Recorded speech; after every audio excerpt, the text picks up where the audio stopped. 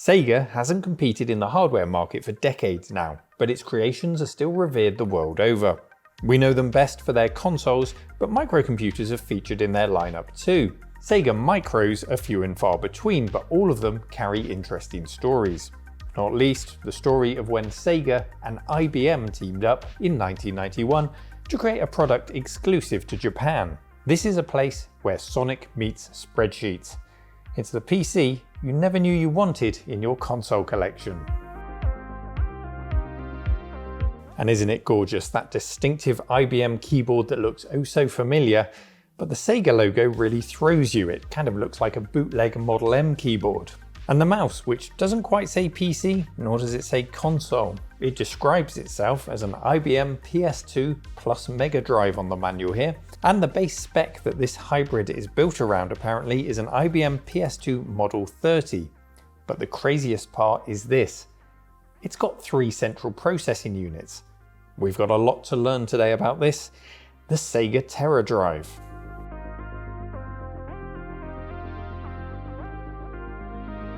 Hello cave dwellers, yes, we're looking at another rare and exotic Japanese system here in the cave today. The Sega TeraDrive, something I'd not heard of up until about maybe 4 or 5 years ago when it came on my radar, and I didn't think for a second that one would cross our path, but we have one here in the cave, and today we're going to dissect it, we're going to tear it down. It has arrived in a non-working condition, so we're going to try and do a preliminary look over and see if we can figure out what's wrong with it, and then over the course of this Trash to Treasure series, we will try and get it working and see what it's capable of.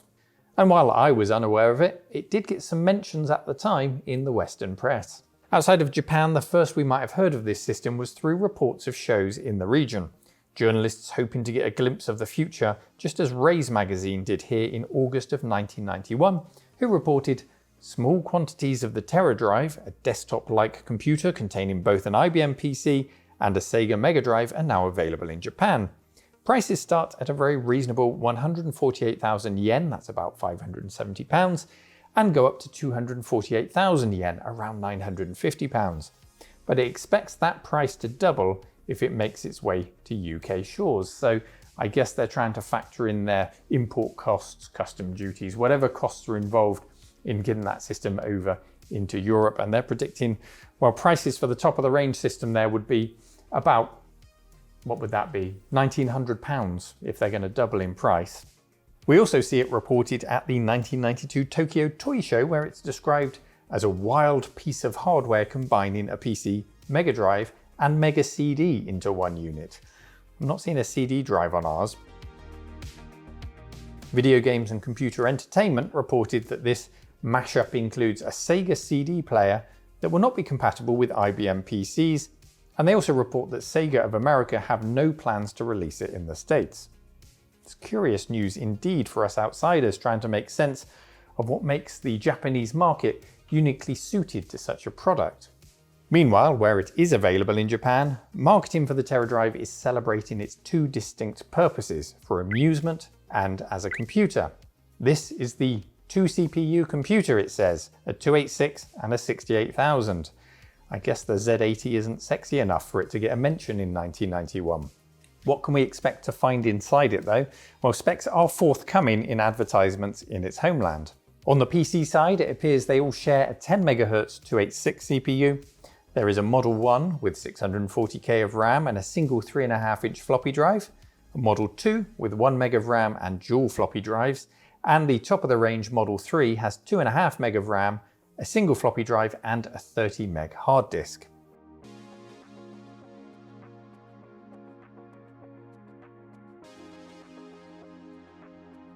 And all of this released in a very busy market of IBM PC compatibles, PC88s, PC98s, Fujitsu FM Towns. There is of course the Sharp X68000, a whole conveyor belt of desktop PCs and different standards in the same price bracket. And that's ignoring the lower priced consoles themselves. If it was just gaming that you were shopping for, of course you could pick up a Mega Drive on its own for a pretty good price in '91. So it's starting to become clear now exactly what this system is. It promises us a space-saving design for an IBM PC compatible, so you can do all your business stuff on the PC side, and it promises a built-in Mega Drive for our gaming. It carries those gaming credentials of Sega, which was the current gen console of the time, the Mega Drive, and the security and the safety of IBM, because as the old saying goes, nobody gets sacked for buying IBM. Unless, of course, that IBM happens to be a games console and you find your entire accounts department is now playing Streets of Rage. But can it make good on these promises? And why does this all sound so very familiar? Let's take a tour of what we've got and see if we can jog our memories. It's that part of the episode where I say a big thank you to PCBWay.com for supporting the channel. If you're working on your own project and you need PCB manufacturing, 3D printing, CNC work and much more besides, then PCBWay.com is the place to go. And while you're there, make sure you check out their shared project section, which is just rammed full of projects to support vintage hardware. It's well worth a look. Thank you, PCBWay.com. Here it is on the table then. I really do like the look of this system, from the orange power button to the flaps to hide the keyboard and mouse ports on the right hand side. Complementing that on the left hand side is another flap which hides the joypad ports. It's a slim black desktop case in an era of beige, and it feels more like hi-fi than PC. On the left is where things get really interesting with that PC or MD switch. MD of course for Mega Drive. And in this setting, we can use those two joypad ports under the flap, and then we can dig out a cartridge, in this case a UK one. I need to dig out my Japanese cartridges to test this with, if we get that far, and the cartridge goes in the slot there. Now, forgetting the whole PC side for a moment, I just love the look of it as a Mega Drive without the keyboard. It looks like a serious gaming machine. I love the desktop form factor for a games console. It just works. Here in the manual, I found those three models that we saw in the magazine earlier. So you can see the dual disk drive layout in the front of the Model 2, which I like the look of. But that disk drive bay must be taken up by a hard disk in the Model 3, as we only get one floppy drive. And I'm already wondering if I can use a modern hard disk solution and have two floppy drives, but then I suspect trying to source a spare TeraDrive floppy would be difficult, to say the least. Let's look around the back now, and we can see we've got the essential serial and parallel ports to do business with. But this caught my eye here. We've got composite video and we've got audio on the phono jacks, as well as that analog RGB video port with a switch in the middle. I'm already wondering if we can use the PC side while the composite is outputting the Mega Drive at the same time. Can you use the PC and the Mega Drive at exactly the same time on two different displays? I'd like to find that out if we can. And I was also thrilled to see on the label at the back, it says that this is a Model 3. So in theory, we should have all of that extra RAM and a hard disk inside.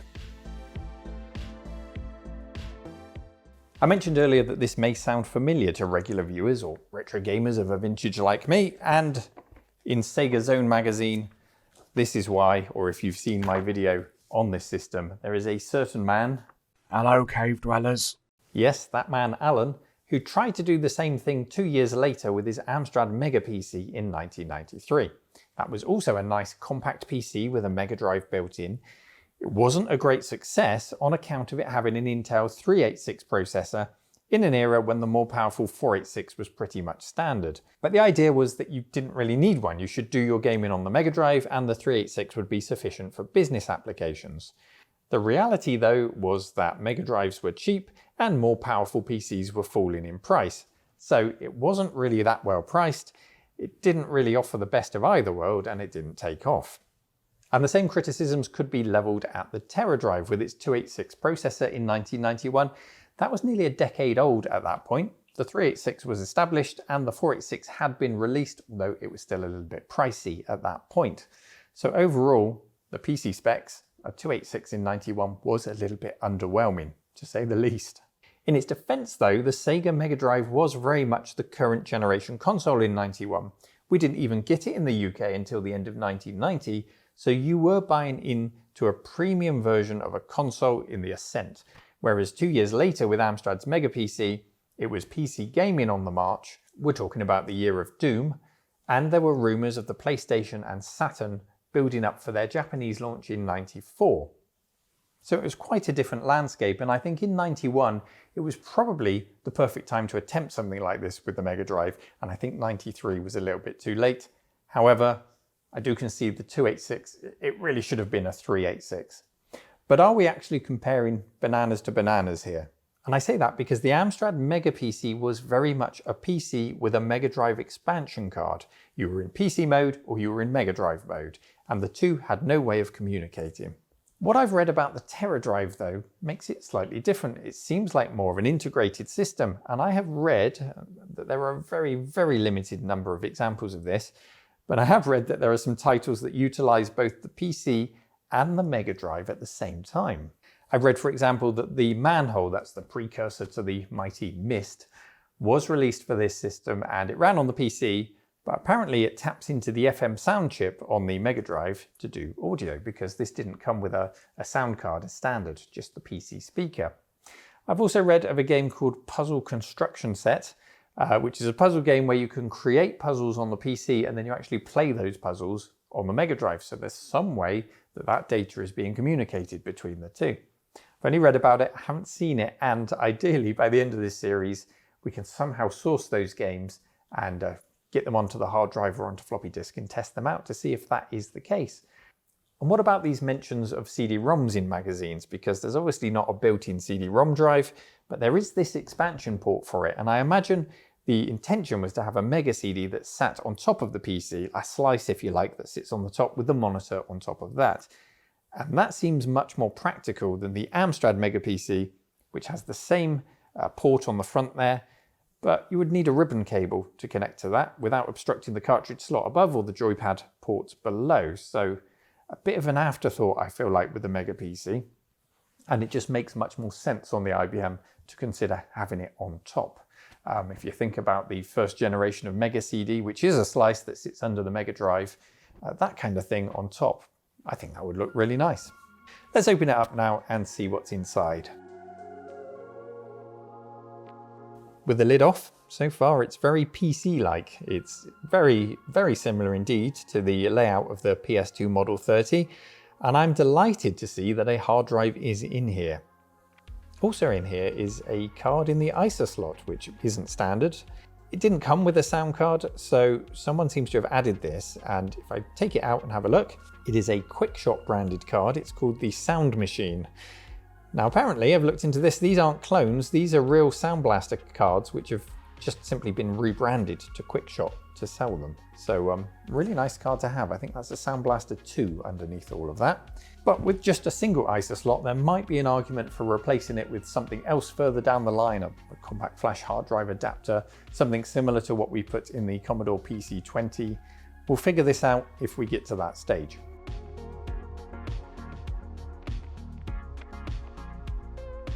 When IBM and Sega set about developing this, they gave it the codename Spiker after the star, and the intention was to give it the final name of Terra with two R's, T-E-R-R-A, which is a word used in some languages for Earth, and that is in line with the naming convention that Sega used for other systems that they developed. So for example, Mars was the 32X, Mercury was the Game Gear, and Saturn was, well, it was the Saturn. But when they found out that Terra was already registered, they settled on TeraDrive in line with Mega Drive. Quite what they would have called it in the US, I don't know. The Jenna Drive, the Drive Assist, I don't know, but TeraDrive works, I like it. From the front, out slide the disk drive and the hard drive on their little sleds. That's really nice. And this is actually the original 30 meg drive that it shipped with. It's an odd one though. This is an XTA hard drive and they seem to have been used in, well, you guessed it, IBM PS2s, as well as a select few other PCs.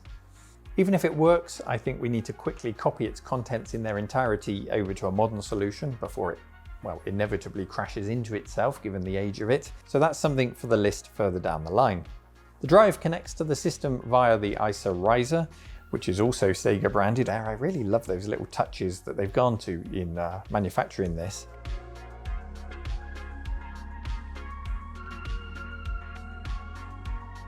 And with the cartridge slot removed, we can see the whole motherboard here, including those factory fitted yellow patch wires. They're quite nice. Now what immediately stands out compared to the Amstrad is that much more integrated nature of the system. On this single board is the 286, the 68000 and the Z80 CPU. Is it a Mega Drive with a PC on it? or is it a PC with a Mega Drive on it? We've also got that full complement of RAM, that should be 2.5 meg there, but I'm not inclined to pop them out because I'm terrified that the plastic clips will be brittle and just shatter as soon as I try to remove them, but I'm pleased to see the RAM sticks in here.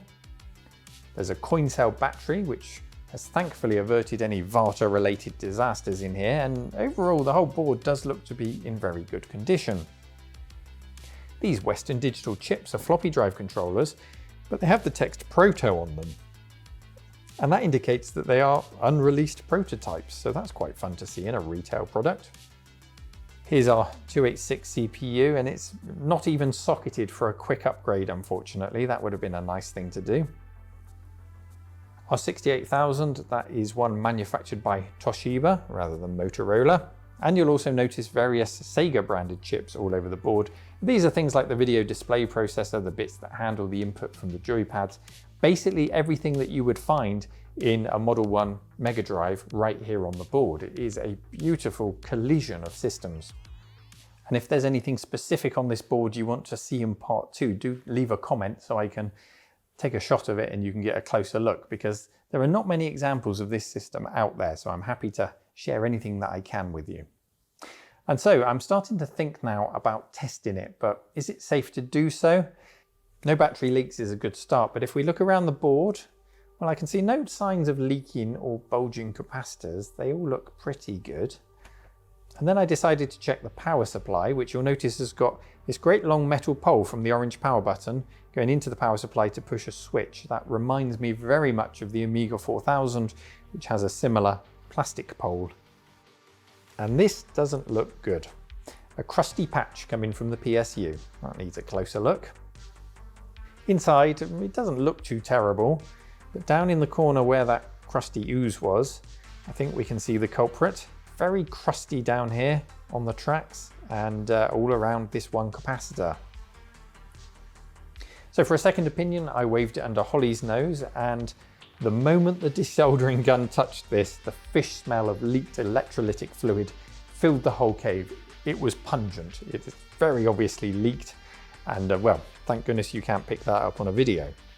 Obviously an unhappy capacitor there. It would be foolish to just replace the capacitor without checking other parts on the PSU, so that's what we'll be focusing in on for part 2, repairs and seeing if we can bring this back to life. And I especially can't wait to try out those hybrid titles, because I always assumed things like this.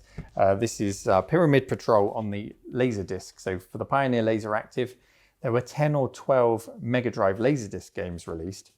And I always thought those would be the rarest type of Mega Drive game I'd ever get to play. But if these hybrid games, if we can get this working and we can test them out, well, that will certainly take the medal. I think 3, 4, maybe 5 of these titles exist. We really need to dig into that if we can get this working and figure out just how much integration there is.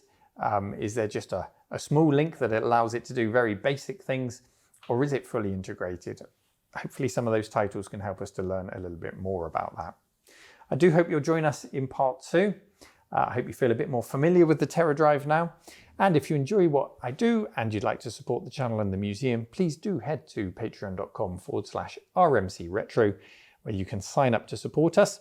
Please subscribe if you haven't already done so, and check out all the links in the video description for things like my gift shop, where you can get mugs, books, things like that, and all of the other good stuff that we do here. Oh, and you can book a visit. Come and visit the cave and try everything out. And hopefully in the future, you can come and try out the TeraDrive for yourself. Although I will be watching you like a hawk, because these things do not come up very often. And the last one that I saw on eBay was £10,000. I don't know if we're ever going to be able to afford to buy this one for ourselves. It is on loan from a very good friend, but I'll just be happy if we can get it back into service for them, and then we'll see where we go from there. As always, thank you for taking the time to watch, and I'll see you next time. Bye-bye.